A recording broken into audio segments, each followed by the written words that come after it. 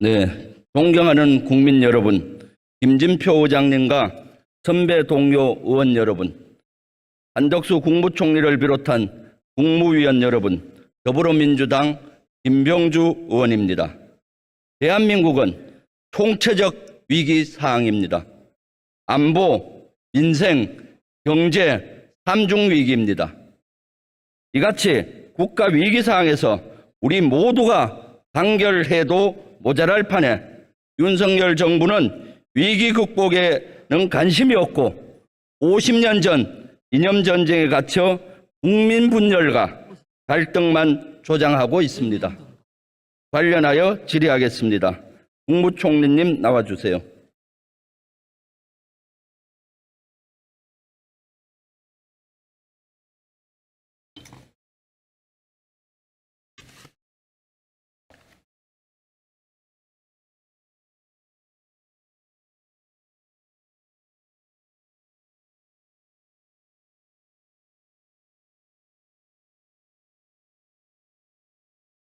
네, 총리님, 지난 8월 29일 날 한미일 훈련이 있었던 거 알고 계시죠? 네, 알고 있습니다. 네, 우리 해군 이지스 구축함과 일본 자위대 이지스 구축함 하구로함이 참가했죠? 네, 뭐 정확한 이름은 모릅니다만 같이 연합훈련을 한 거. 네, 8월 29일은 무슨 날인가요? 아마 정술 국치일이겠죠. 네, 경술국치일이 어떤 날입니까? 우리나라로서는 좀 부끄러운 날이죠. 네, 우리가 일본의 나라를 뺏긴 치욕절인 날입니다. 우리가 이 날은 잊을 수도 없고 잊어서는 안 되는 날입니다. 그렇죠?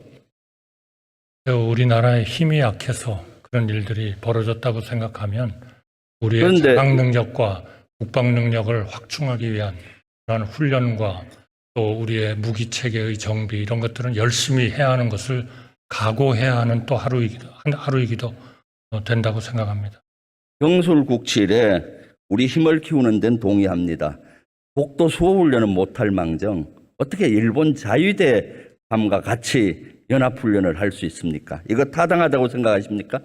저는 최근의 국제적 분쟁과 우리 북중러 군사협력 강화 이런 문제에 대해서는 군에 계셨던 우리 의원님께서 누구보다도 그 절실성과 위협에 대한 위험성을 잘 알고 계실 겁니다. 정말 하루도 낭비하지 말고 우리나라도 국제적 차원의 군사협력 필요성을 계속 인식하고 힘을 길러가야 된다 이렇게 생각합니다. 물론 우리가 일본과의 관계라든지 독도에 대한 국민들의 감정을 이해합니다. 그러나 그렇다고 해서 우리의 절실한 안보에 대한 대비를 그렇게 우리 과거사에 얽매여서 그렇게 해서는 안 된다. 저는 그렇게 생각합니다. 총리님, 이것만이 아닙니다. 지난 2월 22일 날 또 한미일 훈련을 했어요. 동해에서 일본과 우리 해군이. 2월 22일은 일본이 독도가 자기 땅이라고 주장하면서 정한 다케시마 날입니다. 마치 다케시마 날을 축하하듯이 우리 해군과 일본 자유함이 동해에서 훈련을 해서 그 당시 국민적 공분이 있었던 거 알고 계시죠? 의원님께서 독도를 일본의 영토라고 추호도 생각하지 않는 것과 마찬가지로 우리 국민 5,200만 모든 국민과 전 국회의원님과 모든 국무위원들은 독도를 일본의 땅이라고 생각하지 않습니다. 이 연합훈련과 독도가 우리의 땅임이 확실한 그러한 데에 대한 의지와는 저는 너무 의식하고 그리고 우리가 해야 할 힘을 기르는 일을 소홀히 해서는 안 된다 그렇게 생각합니다. 원래 일본과 2번 훈련했, 3번 훈련했는데 2번이 이런 역사적인 날입니다. 역사적 배경과 특정적인 이런 일을 알고서 한 겁니까? 모르고 한 겁니까? 도대체? 저는 군사훈련이라는 거를 누구보다도 예비역 육군 대장까지 지내셨던 의원님께서 잘 아시리라고 생각합니다. 훈련에 대한 계획 이런 것들은 모든 참여하는 국가와 심지어 각 함정이나 무기 체계의 가용성 이런 것들을 다 보고 결정하는 거 아니겠습니까? 그러니까 무엇을 우선순위에 둘 거냐 하는 것입니다. 우리 과거에 아팠던 과거를 우선순위에 둘 것이냐, 우리의 안보, 우리의 자강력, 우리의 국방력의 향상, 이것을 우위에 둘 것이냐 하는 것은 의원님께서 누구보다도 더 잘하시리라고 생각합니다. 왜 해필 그날 합니까? 본 의원이 군사력 강화를 반대하는 거 아니잖아요. 부모님 기일날 저녁에 회식합니까? 의원님 잘 아시잖아요. 총리님, 다음 넘어가시죠.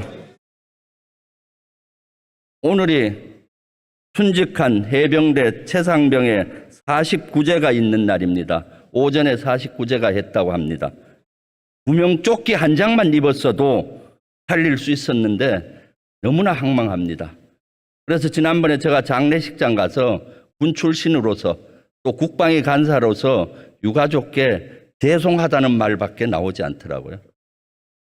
군에 자식을 보낸 우리 부모들은 너무나 불안해하고 있습니다. 총리님, 유가족이나 국민들께 한마디 하십시오.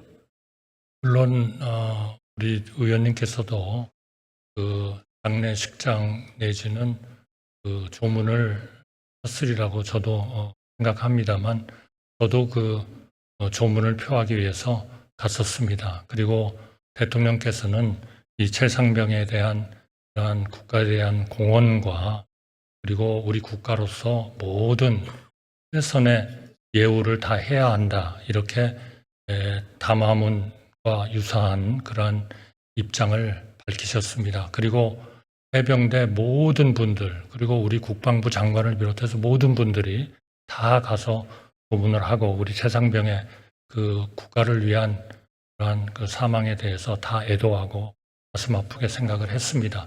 저도 물론 그렇게 생각하고 있습니다.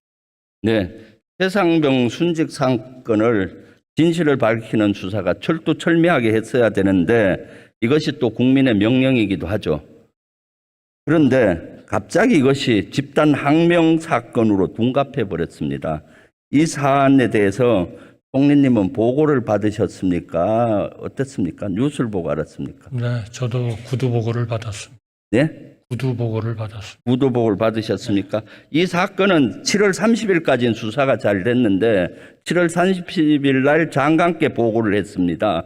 그때부터 꼬이기 시작했어요. 30일 날 총리님도 보고 받았습니까? 구두 보고 받았습니다. 받았습니까? 네. 그리고 31일이 가장 결정적인 날이에요.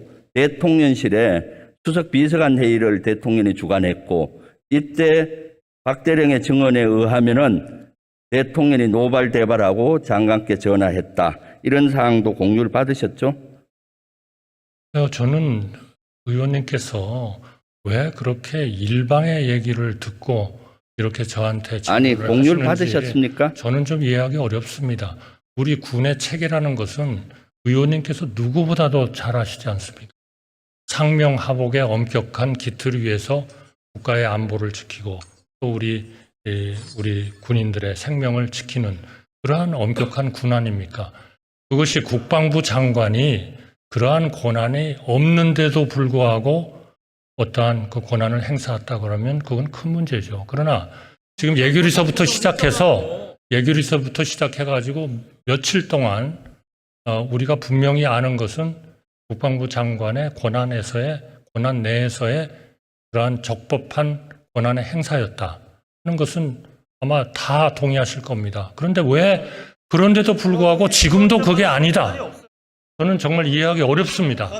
그것은 장관 총리님의 그 법의식 수준이 얼마나 낮은지를 보여주는 겁니다. 저는 그렇게 생각하지 않습니다. 군사경찰법 직무법 제7조에 의하면은 군사경찰을 지휘하는 부대장은 수사의 공정성을 기하기 위해서 독립성을 보장해야 한다라고 되어 있습니다. 지금 총리님 말씀이 법을 위배하는 소지가 있는 것이고요. 그래서 이날 가장 키가 31일에서 2일까지 국방부에서 전방위 압박을 가했는데 이거 알고 계시죠? 저는 일방적인 주장만 듣고 있습니다. 이제 그래서 조치를 그 어떻게 문제에 하셨나요? 대한 수사는 합법적으로 그 사건을 수사하게 되어 있는 경찰에 이첩이 되어 있습니다. 이제 경찰이 명실상부한 하나의 수사기관으로서 수사를 하면 될 일입니다. 거기에 따라서 책임져야 할 사람은 책임지고 처벌받아야 할 사람은 처벌받으면 되는 일입니다. 왜 일방적인 얘기를 들어가시면서 국방부 장관이 적법하지 않은 권한을 행사했다? 아니, 보도 자료를 보고한 것에 대해서 그 다음날 수정 지시를 하는 것이 그렇게 잘못된 건가요? 저는 그렇게 생각하지 않습니다. 왜냐하면 누구보다도 예비역 사성 장군으로서 군대의 그런 철통 같은 상명하복의 입장을 누구보다도 잘 아시는 의원님께서 저한테 그런 질의를 자꾸 하시는 것을 저는 이해하기가 어렵습니다. 총리님, 짧게 핵심만 얘기해 주세요. 8월 장관, 총리님이 보고를 받고 장관에게 전화나 이와 관련한 것 한 적 있습니까? 제가요? 네. 저는 한 적 없습니다. 그러면 여기에 보고만 받고 가만히 계셨습니까? 국방부 장관의 네. 권한일 것이고 국방부 장관과 국방부 장관을 보좌하는 업무참모들의 임무겠죠. 그럼 총리가 왜 보고받고- 전화를 합니까 거기에? 보고받고 총리님은 가만히 계셨단 말이죠. 아니 제가 거기에 수사에 개입을 하라는 말씀을 하시는 건가요? 수사에 개입하라는 얘기가 아니라 보고를 받고 지금처럼 장관이 지시한 게 합법적이라고 얘기하셨잖아요. 총리님이 만약에 그렇게 했다면 총리님도 법을 위배했기 때문에 제가 따져보는 겁니다. 저는 그렇게 생각하지 않습니다. 그건 일방적인 의원님의 주장이실 뿐이에요. 그리고 8월 2일 날 경찰에 이첩했는데 집단항명 수괴죄로 입건을 시켰어요. 이거 알고 계시죠? 보고 받았습니까? 당일날? 그것까지 보고받지는 않습니다. 그 어떤 하나의 문제가 있다고 해가지고 수사를 의뢰하는 것을 일일이 다 총리가 국방부 장관으로부터 보고받을 일은 아니죠. 그럼 그거는 집단항명 수괴죄는 알고 계시죠? 집단항명죄로 수사를 받고 있다는 것은 알고 있고 나중에는 그 집단항명이 항명죄로 바뀌었다고 들었습니다. 그것은 당연히 국방부 장관과 수사기관이 옳다고 생각하는 합법적 범위 내에서 모든 일을 했을 겁니다. 어떻게 해서 대한민국이 군 내부가 그렇게 엉터리로 운영되고 있다고 믿고 있는 저는 우리 의원님의 사고방식을 이해할 수가 없습니다.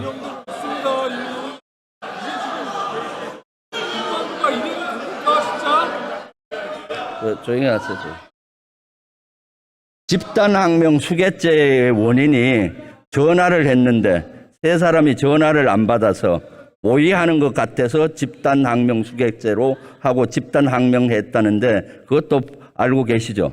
의원님께서 예비역 육군 대장으로서 어떻게 도대체 군에서 그런 일이 일어난다고 생각을 하시나요?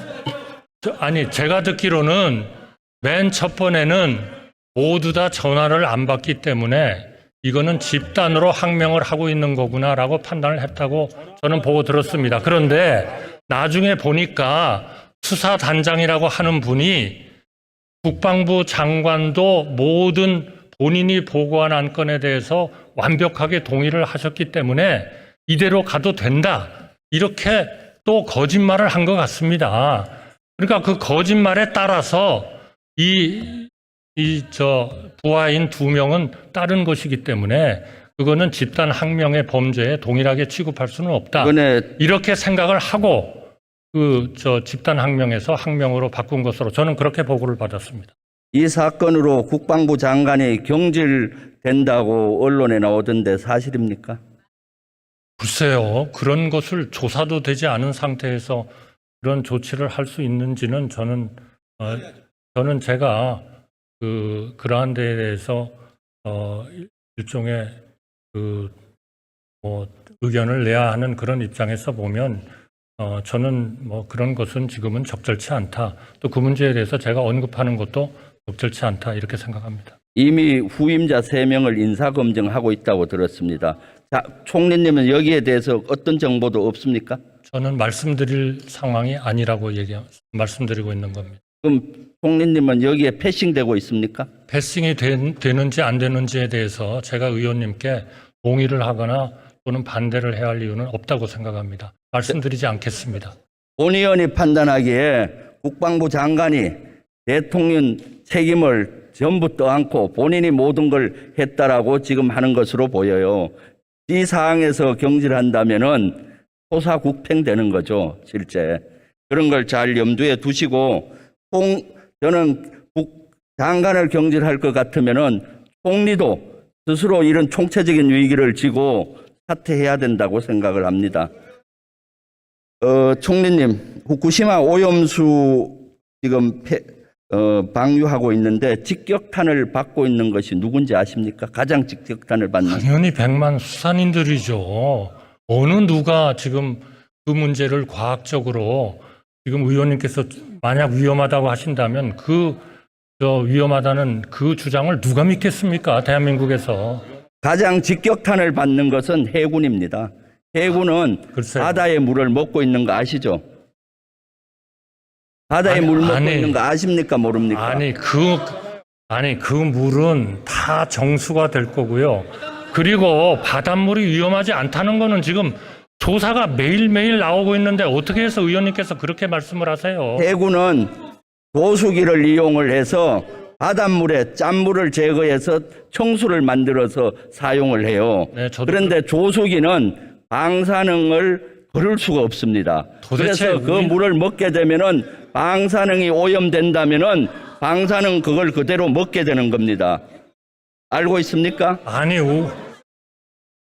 우리나라 해역에서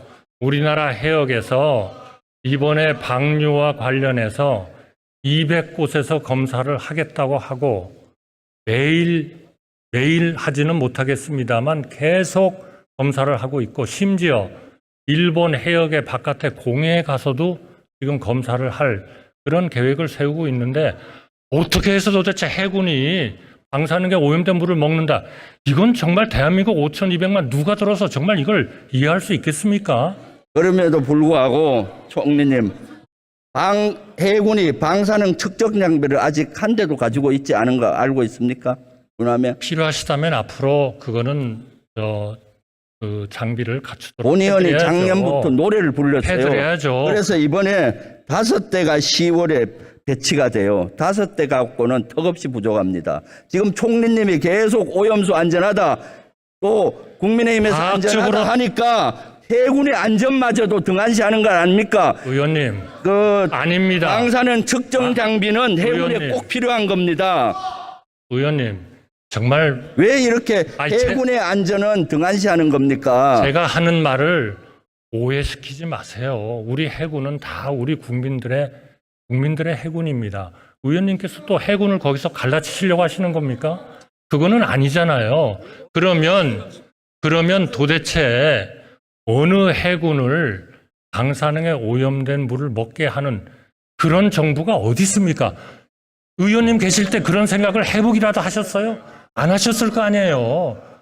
저는 의원님의 그런 말씀을 생활할 때는 방사능 후쿠시마 오염수 방류 안 했어요. 실제 그래서 지금 또 최근에 북한의 핵에 대응하는 훈련 했었죠.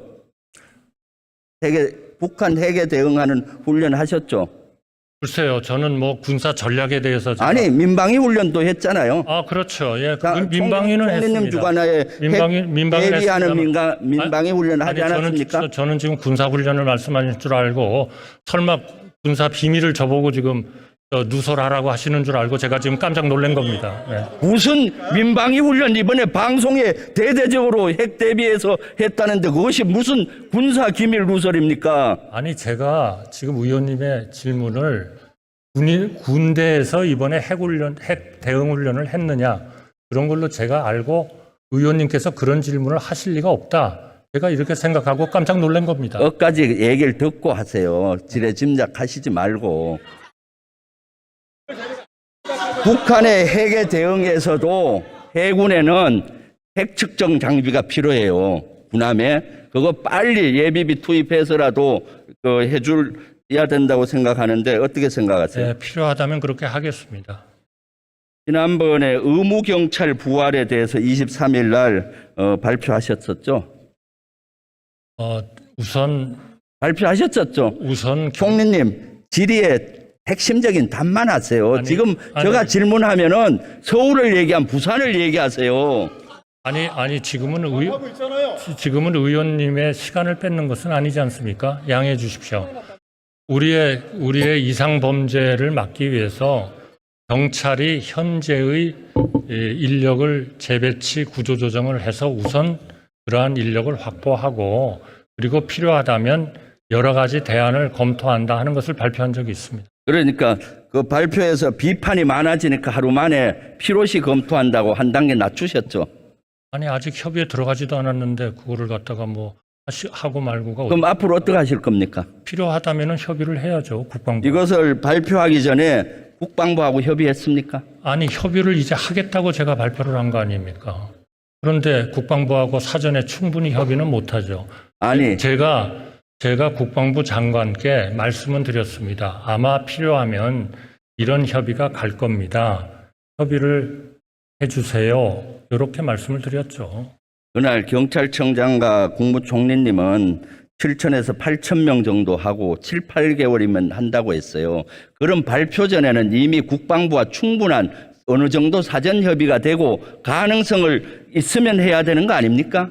도대체 총리는 왜 있습니까? 저부 부처 간 협의가 이렇게 그날 그 다음날 그 국방이 열렸을 때 국방부 장관은 전혀 여기에 대해서 반대하고 있었어요.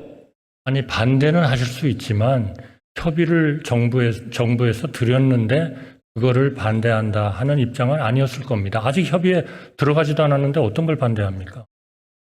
그러면 국방부와 협의도 안 하고 대국민을 발표합니까? 거기에서 검토한다고 발표했지 않습니까? 참, 그러니까 지금 총리님, 지금 의원님은 정부는 항상 확정이 되어야만 발표하시나요? 어느 정도 검증을 하고 발표를 하는 거죠. 그리고 더 세부적으로 단계별로 하는 겁니다. 이것은 있을 수 없는 거예요. 지금 의무경찰이 10년에 걸쳐서 폐지된 거 알고 있죠? 10년 플랜을 가지고 했고 알고 있습니다. 5년 동안 2만에서 2만 5천 명 의무경찰을 줄이면서 경찰 증원 몇 명 해줬습니까? 거의 한 4만 명 해주지 않았나요? 18,500명 해줬어요. 아닙니다. 2만 명, 2만 5천 명. 저 문재인 대통령 시절에 두 번에 걸쳐서 증언했어요. 18,500명이요. 그러니까 이런 걸 정확히 검증하시고 검토하고 해야 되는데 저희가 검토한 바에 의하면 잘 모르고 2만 명, 있잖아요. 2만 5천 명 증언을 했다고 저희는 보고받았습니다. 그래서 이것은 실효성이 전혀 없습니다. 지금 인구가 절감되고 하니까 이것은 무효화해야 된다고 생각해요. 지금 윤석열 정부의 장점이 무효화를 잘 하잖아요. 문제 생기면은 졸속으로 추진하다가 문제 생기면 무효화하고 있는데 이걸 무효화해 주시고. 협의도 안 한 거를 뭐를 무효화를 하고. 그 다음에 홍범도 장군과 관련돼서 질의하겠습니다. 총리님, 홍범도 장군 흉상 철거 계획 보고 받으셨죠? 저는 그 문제에 대해서는 여러 번 제가 말씀드렸습니다만은 이거는 육사의 정체성. 아니, 보고 받았습니까? 안 받았습니까? 비추어 봤을 때 이거는 육사가 결정하는 것이 맞다. 그렇게 생각합니다. 보고 받으셨습니까? 안 육사가 받으셨습니까? 결정하면 되는데 총리가 꼭 보고를 받는다는 것을 의원님께 보고를 드려야 되나요? 그럼 총리는 보고도 안 받고 그럼 지난번에 여기서 예결위에서 검토한다고 말씀하셨습니까? 어떤 검토죠? 흉상 철거라든가 또는 홍범도함 명칭 변경도 검토한다라고 말씀하셨잖아요. 정확히 말씀드리면 육사에서 그 흉상의 위치를 재조정하는 것은 홍범도 장군의 독립에 대한 기여도는 충분히 온 국민이 이해하고 존경하면서 다만 육사의 정체성으로 봤을 때 그 장소가 적절하냐 하는 문제가 있기 때문에 그 문제는 이전을 검토한다 그랬고요. 홍범도 함은 제가 처음에 국방부가 검토할 거라고 그랬습니다. 그런데 물으시는 의원님이 자꾸 총리는 어떻게 생각하느냐 하고 말씀을 하셔서 제가 국방부 차관이 답변을 하도록 하는 것도 가로막으면서 총리의 의견을 얘기해라. 그래서 제 개인적인 의견처럼 말씀을 드린 겁니다. 저는 홍범도 장군의 그러한 흉상을 육사의 정체성 때문에 문제가 된다면 그러면 북한하고 전쟁을 해야 되는 그런 차원에서 보면 이것도 검토해야 되는 거 아니냐 이렇게 말씀을 드린 겁니다. 그러니까 그 문제에 대해서는 앞으로 국방부가 해군하고 여러 분야의 의견을 들어보면서 결정을 하면 되는 일입니다. 제가 그때 어떻게 얘기했느냐 하는 것이 그렇게 중요한 일입니까? 아니, 중요하죠. 제가 필요하면 검토할 수 있다라고 말씀드렸잖아요. 총리님은 내각을 대표하잖아요. 총리님 한마디의 무게는 태산처럼 무겁습니다. 그런데 어떻게 예결위 의결장에서 개인의 의견이라고 저한테 검토한다고 개인의 하십니까? 의견을 얘기하라고 질문하시는 의원님이 계속 푸시를 하셨잖아요. 제가 맨 첫 번에는 국방부에서 필요하다면 검토할 사항이다. 그렇게 말씀드렸더니 그럼 총리의 의견은 뭐냐. 그래서 제가 그러면은 국방부 차관으로 하여금 답변 드리겠습니다. 그거 안 된다. 총리의 의견은 뭐냐. 그래서 제가 개인적인 의견으로 말씀드리는 겁니다. 육사가 그렇다면 홍범도 함도 필요하다면 검토해야 되는 거 아니냐. 그렇게 말씀드렸던 거예요. 총리님, 어떻게 총리님은 윤석열 대통령 닮아갑니까? 두 분 다 유태이탈법이에요. 지금 이렇게 국민적인 논란이 되면은 대통령께서 나서서 이걸 교통정리하시고 대통령을 못하면은 총리님이 교통정리 하셔야 되는데 이렇게 국민적인 혼란을 가지고 오고 육사와 같이 순수한 학교, 순수학문을 연구하고 순수군인을 만들어야 되는데 이렇게 정쟁의 소용돌이 속으로 몰아가 되겠습니까? 총리님이 해도 너무합니다. 그런데 다음 주제 넘어가시죠. 이것도 마찬가지입니다. 지금 윤석열 정부는 저는 졸속 정부, 백지화 정부라고 생각해요. 초등학교 연령도 5세로 낮추겠다고 졸속으로 주장하다가 문제되니까 백지화했어요. 양평 고속도로 윤석열 대통령 처가 땅이라고 의혹이 되게 되니까 백지화했고, 그러니까 이번 것도 홍범도 장군 건도 실제로 졸속으로 지금 검토되고 있어요. 이것은 지난달 25일 날 국방위에서 본의원이 제시하고 문제 제기하고 장관이 인정함으로써 이것이 큰 이슈가 됐습니다. 그러니까 이것을 백지화 잘하잖아요. 그러니까 백지화 잘하는 정부니까 이번에 백지화의 어떤 능력을 좀 보여주세요, 총리님. 예? 제발. 좋은 충고를 해주셔서 감사합니다. 총리님, 지금 100년이 된 것이 있습니다. 관동 대학살.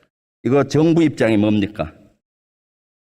저희는 그동안에 여러 번 이 관동 대학살에 대해서 진상 조사를 하자고 일본 측에 얘기를 했고 올해에도 그렇게 문제를 제기하고 있습니다. 아니, 일본에 이제는 100년이 됐는데 일본의 사과를 정식으로 요구하고 또 그 당시 희생자들을 추모해야 된다고 생각하는데 어떻게 생각하십니까? 저는 궁극적으로는 그런 쪽으로 우리가 노력을 해나가야 된다고 생각합니다. 네, 지금이야말로 위기사항인데 지금 총리님 답변을 들어보면은 윤석열 정부는 위기의식이 없는 것이 위기입니다. 저는 이 위기 돌파를 하기 위해서는 인적 쇄신밖에 길이 없다고 봐요. 총리를 비롯해서 온 내각이 총사퇴해야 된다고 생각하는데 총리님 어떻게 생각하십니까? 저는 그렇게 생각하지 않습니다. 아, 그러세요? 네. 그러면은 총리님이라도 솔선수범 보여서 사퇴를 깨끗이 하는 용단이 필요할 것 같아요. 어떻게 생각하십니까? 의원님의 말씀을 듣고 제가 사퇴를 할 수는 없다고 생각합니다. 총리님 들어가 주십시오. 깊게 한번 생각해 보시고요. 생각할 의도가 전혀 없습니다.